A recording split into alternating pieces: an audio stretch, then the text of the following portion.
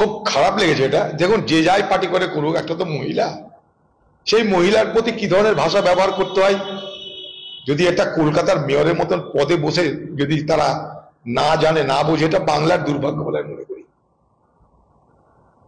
যে পদে এই বাংলার বড় বড় মহাপুরুষরা বসেছে, সেই বাংলায় বসে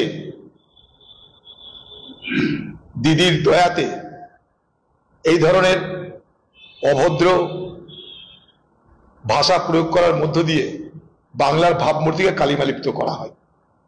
যদি দিদি কিছু বলতে পারবেন না, দিদির আদরের ভাই, সারা কলকাতা থেকে মাল তুলে দেয়, টাকা তুলে দেয় সারা কলকাতা থেকে, দিদি কিছু বলবেন না।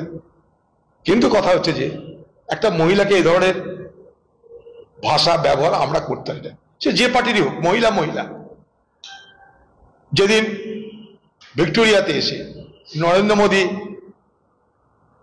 বাংলার মুখ্যমন্ত্রী সম্পর্কে একটা কথা বলেছিল, মনে করে দেখুন, আমরা প্রতিবাদ করেছিলাম। মহিলা মহিলা, সে যে দলেরই হোক না কেন। আর যারা এই কথা বলছে তাদেরকে বলবো, তাদের ঘরে তো মা বোন আছে। যে মেয়র বলছে, সে মেয়রের ঘরে তো মা বোন বৌমা সব আছে। তাদেরকে জিজ্ঞেস করবেন যে তিনি যে কথাটা বলছেন একটা মহিলা সম্পর্কে, সে কথাটা তাদের মা বোনেরা, তাদের ঘরের বৌমারা, তারা সমর্থন করে কিনা। রাজনীতি করা ভালো, রাজনীতিতে হার জিত আছে, কিন্তু অভদ্র হবেন না।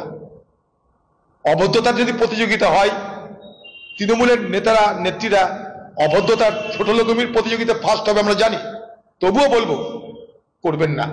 বাংলার মুখ্যমন্ত্রী দিদি যেভাবে পোস্ট পোস্টার করে ওপেন স্টেজে মিডিয়ার সামনে, এই করে দেবো, তাই করে দেবো, ওই করে দেবো, তারপর তার ভাইরা তো শিখবেই।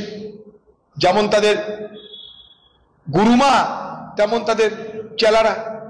গুরুমার যখন ভাষা ঠিক থাকে না, বাজারে যত রকমের খিস্তি খেয়ে গুরুমার সব মুখস্থ ঝরঝরে, তিনি সেগুলো পার্টির আভ্যন্তরীণ মিটিংও বলেন, কখনো কখনো খোলা মঞ্চেও বলে দেন। তা গুরুমা যেখানটা এইসব ভাষায় অভ্যস্ত, তার চেলারা শিখবেই এই ভাষা। দাবি ত্যাগ। এই চ্যানেল কোনো প্রচার করে না হিংসাত্মক, ক্ষতিকারক বা অবৈধ কার্যকলাপ। এই চ্যানেল দ্বারা প্রদত্ত সমস্ত বিষয়বস্তু শুধুমাত্র একটি শিক্ষামূলক উদ্দেশ্যের জন্য। ধন্যবাদ। শুভেচ্ছা টিম আমার বাংলা নিউজ।